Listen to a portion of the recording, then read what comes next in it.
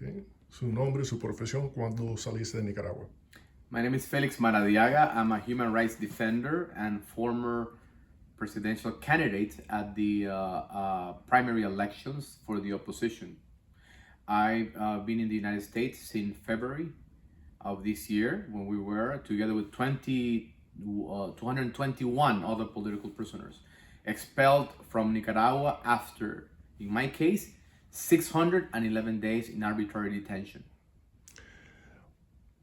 Daniel Ortega has taken a strategy of zero tolerance for dissent, for democratic opposition in the country that is to an extreme even compared to other regimes in the region, even in the case of Venezuela. What do you attribute that to? I think that Ortega is combining the lessons of repression that are very typical of the Soviet regimes. The Frente Sandinista, as we know, is a direct product of the Soviet Union. Once the Soviet Union collapsed, the Sandinista party had to mutate and try to pretend that it was a democratic political institution. Of course, this only persuaded those who had a romantic idea of Latin American left. For those of us who were direct victims of the Sandinismo, we knew that the Sandinista party was actually a political military, a criminal organization that was simply using the methods and the tools of other regimes to try to evade sanctions or try to navigate under democratic transition. However, in 2007 and a few years later, the Sandinista party changed the constitution and made many other changes to the point that by 2018, it was very, very clear that it was a dictatorship. So now they're using the methods of dictatorship, but it's nothing different. They were not facing civic resistance. Once the civic resistance was massive, they had to resort to their own methods. So in other words, that is their DNA, is their nature. But again, I look at Venezuela, and they do have votes that pass for elections, and they don't typically arrest all the presidential candidates before the election. So Nicaragua is a special case, and one can make the case that Venezuela is equally copying Soviet models, but Ortega seems to have gone to a greater extreme. Because his legitimacy, his public support, not to make any direct comparison, I'm not an expert in Venezuela, although I've written extensively about Venezuela. But in the case of Nicaragua, we can say that the public support of Ortega is minimum. So for once again, when he felt comfortable in power, when he felt that political parties were divided, that they were not viable candidates, they didn't need to use any of these methods. But it's not because they didn't want to use them. It was not necessary for them. You know, the political opposition was not really capable at some point of winning election because it was severely fractured. However, in the case of Nicaragua, once all the viable political candidates signed an agreement to choose a single opposition leader, we were all taken into prison. By arresting us all, Ortega made very clear that he cannot win democratic elections. So that's why he resorted to these methods. There are other theories. One of them has been for a long time, and I would say that I support part of that theory, that Ortega simply got fed up of the inter-American system, and he has also looked at Cuba, and this is very important. He looked how Cuba survived as a regime, an international community that at the end of the day basically decided to cohabitate with Cuba, to tolerate a tyranny in the hemisphere. So it's highly possible that Ortega has looked into Cuba and says, well, at some point they have to accept that that kind of system. So it's entirely possible that he has followed that particular route. Well, it's also interesting that unlike Cuba, Ortega has good relations with the United States. There's the CAFTA agreement, a free trade agreement, and while repression has gotten worse in Nicaragua, trade between Nicaragua and the U.S. has increased.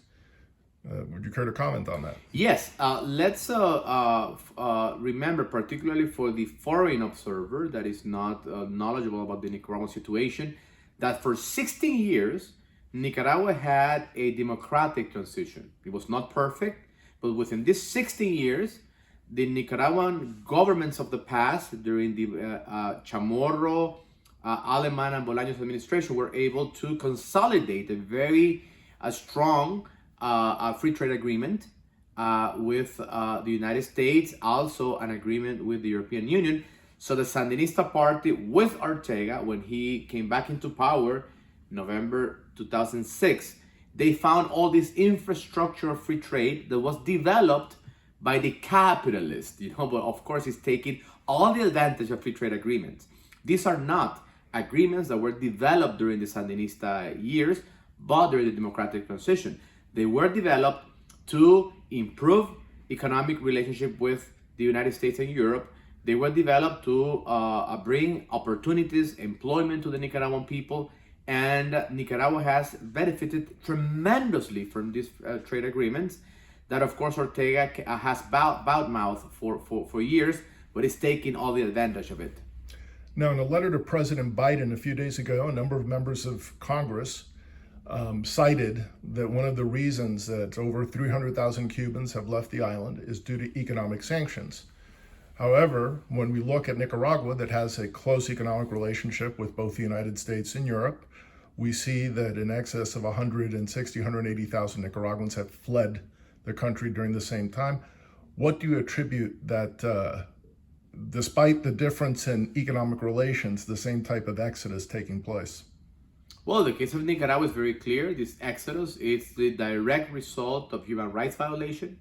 It's a direct result of political persecution. It's a direct result of having a tyranny in Nicaragua. And this clearly illustrates that a government can have a regime, a system, can have trade agreements and a somehow free market.